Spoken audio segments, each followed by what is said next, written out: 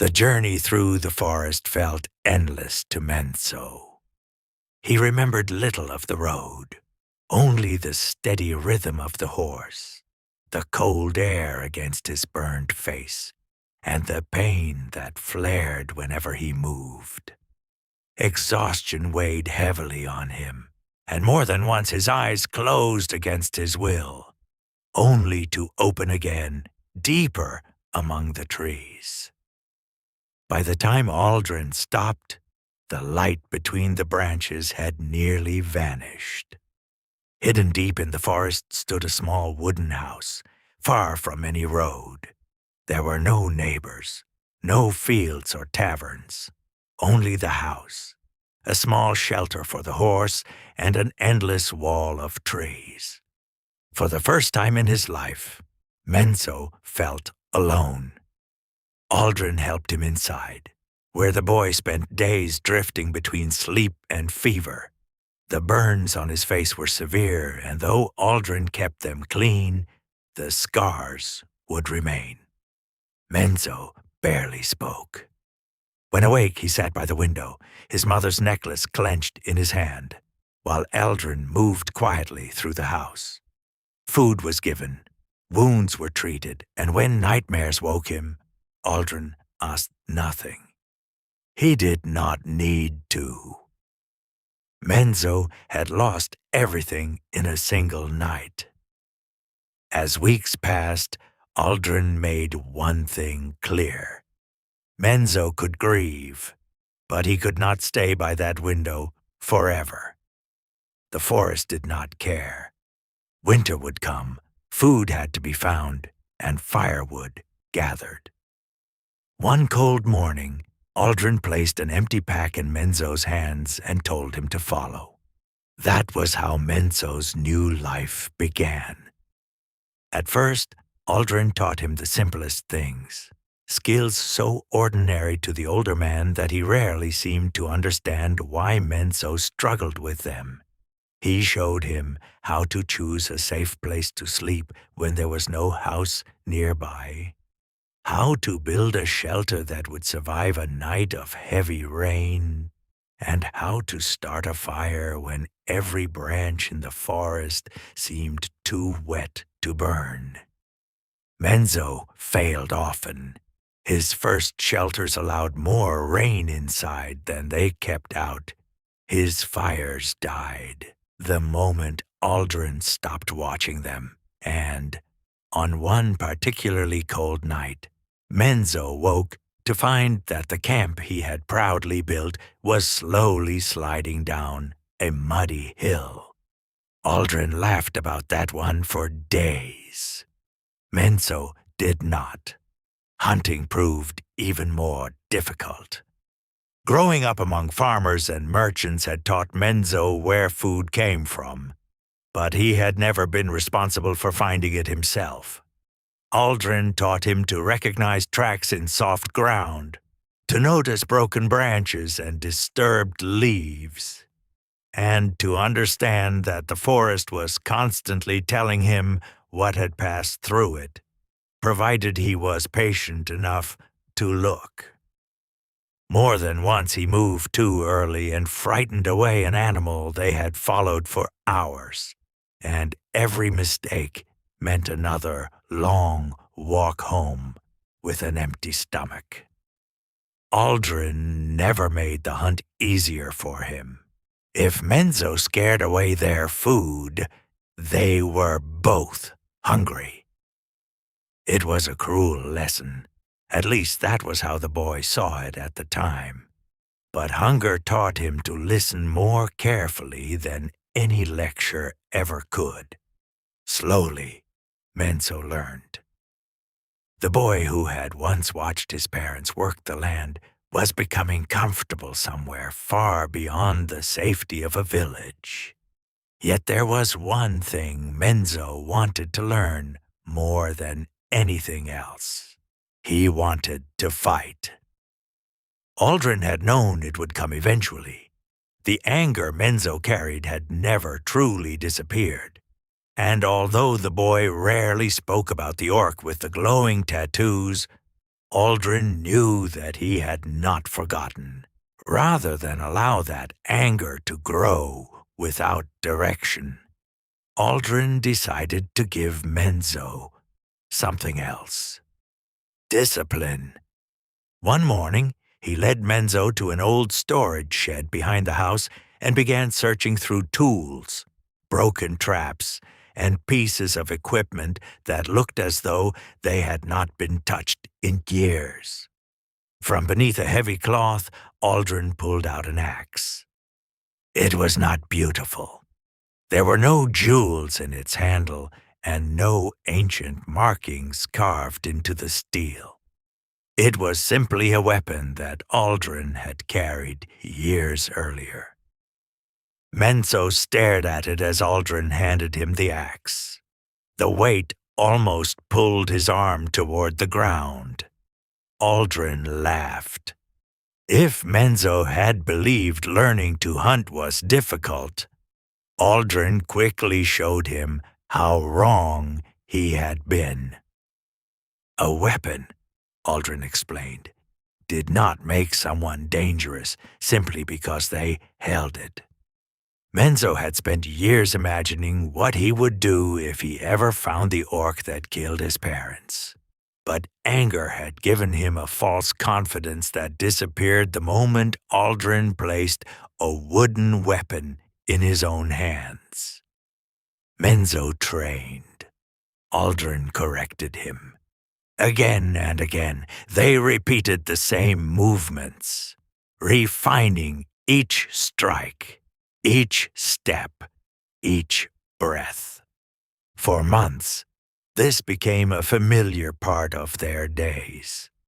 Menzo learned how to hold the axe without wasting his strength, how to move his feet before committing to a strike, and, perhaps most importantly, how to watch the person standing in front of him.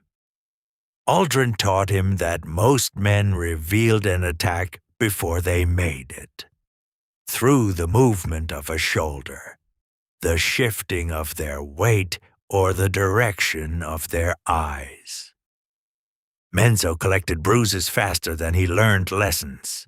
His hands split open, his muscles burned, and even on mornings when lifting the axe felt impossible, Aldrin was always waiting outside. The years began to pass. Seasons changed. Winters covered the trees in snow, and spring returned to wash it away, while the boy Aldrin had carried from the ruins of a burned village slowly grew taller and stronger. The scars on Menzo's face healed as much as they ever would. The left side remained badly burned, a permanent reminder of the night he had lost everything. Some evenings, usually after a long hunt, the two of them sat beside the fire and Aldrin spoke about the village Menzo had once called home. It was during one of those nights that Menzo finally learned why Aldrin had known his name. Aldrin had grown up in the same village. Long before Menzo was born, he and Menzo's father had spent most of their childhood together, causing trouble where they could find it and escaping punishment whenever they were fast enough. According to Aldrin, Menzo's father had always been the more sensible of the two, although the smile on the older man's face suggested that this had not been a particularly difficult achievement. As they grew older, their lives moved in different directions. Menzo's father remained in the village, choosing the fields, a family, and the quiet life he had always understood, while Aldrin became one of the few people who willingly left. He wanted to see what existed beyond the roads they knew. He traveled, took whatever work kept food in his stomach, and spent years moving through parts of the dying lands that Menzo had only heard about in stories. Sometimes Aldrin returned to the village, although as the years passed, those visits became less frequent.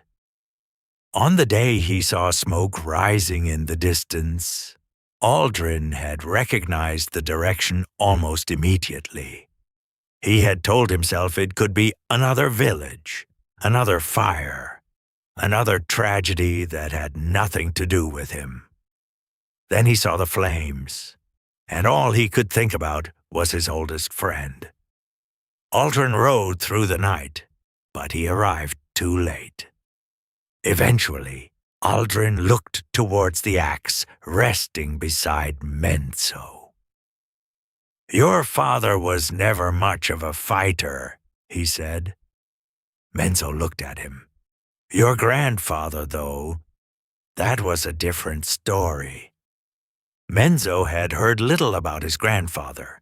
He had died before Menzo was old enough to remember him, and his parents rarely spoke about the years before Menzo's birth. According to Aldren, the old man had known his way around a weapon. He had traveled too, although Aldren knew little about where he had gone or what he had done before eventually settling in the village. What Aldren did remember were the stories Menzo's father used to tell when they were children. Stories of a man who had returned home with scars he refused to explain, and weapons he kept hidden from curious hands. Aldren looked at Menzo for a moment before turning back towards the fire, saying, "Maybe there's a fighter in you after all," words Menzo would remember. By the time he was 16, Aldren no longer knocked him into the dirt quite so easily.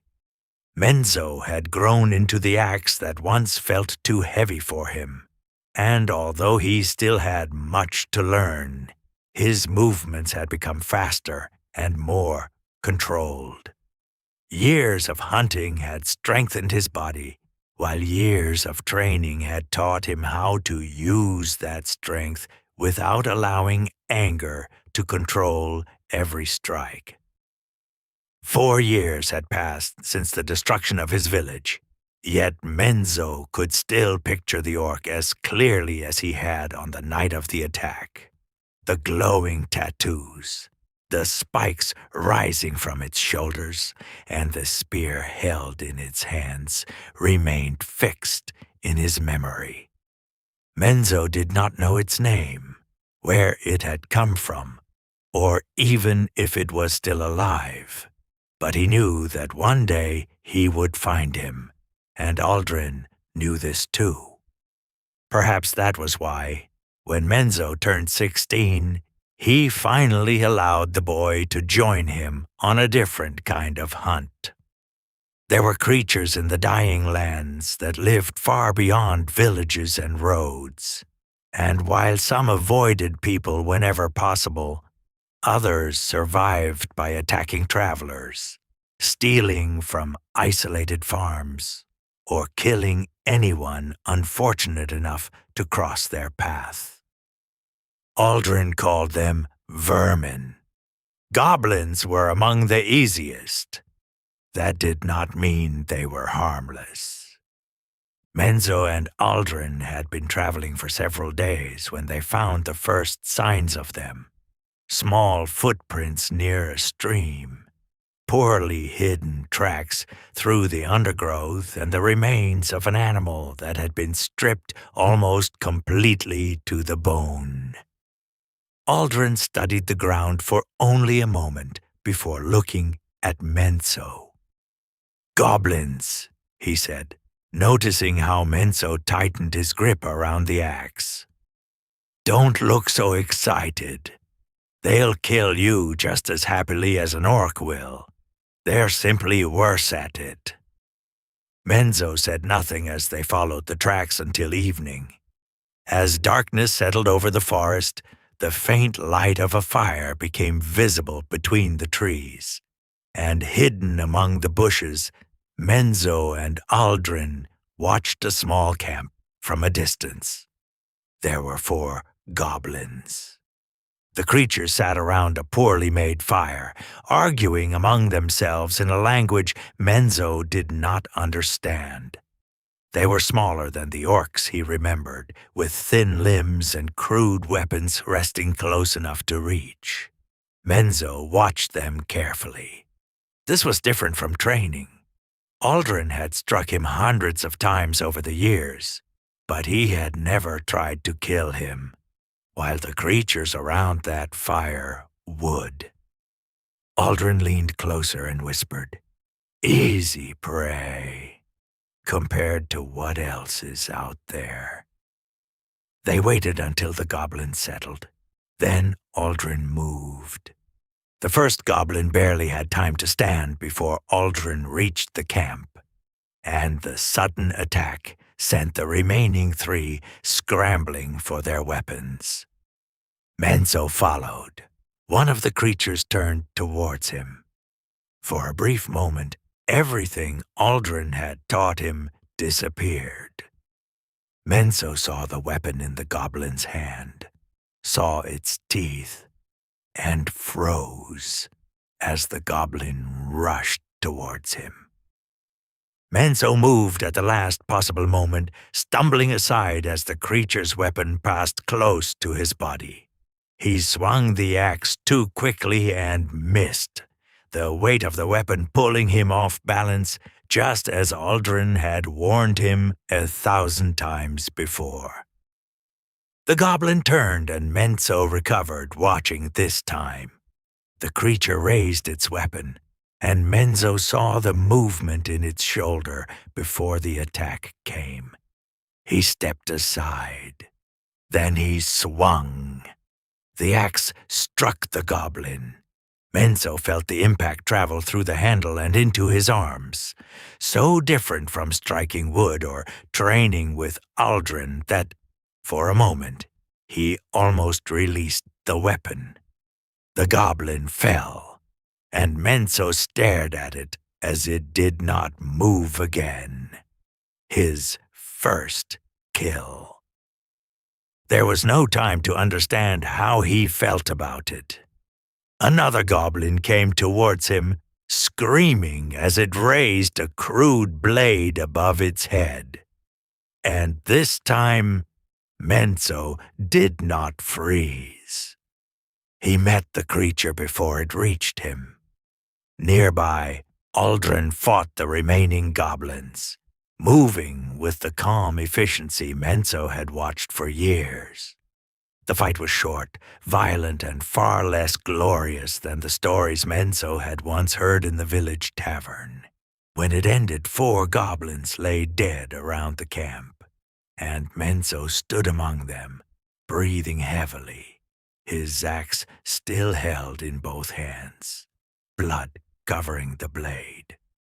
For several moments, neither of them spoke as Aldrin looked at the goblin near Menzo's feet, then at the second creature the boy had helped bring down. Finally, he walked towards him. "You hesitated." Menzo lowered the axe. "I know. You lost your balance. I know. Your first swing was terrible." Menzo looked at him. Aldrin's expression remained serious for another moment. Then he smiled. "But you're still standing." Menzo looked down at the goblin as Aldrin placed a hand on his shoulder and said, "You still have a lot to learn." Menzo nodded. "But I'm proud of you," Aldrin said. Menzo said nothing. For years he had imagined his first real fight, feeling powerful, ready, one step closer to the orc he had never forgotten. But as he looked at the blood on his axe, he finally understood what Aldrin had been trying to teach him. Wanting to kill was easy. Surviving long enough to do it was something else entirely. Menzo tightened his grip around the axe. Somewhere in the dying lands, that orc was still out there,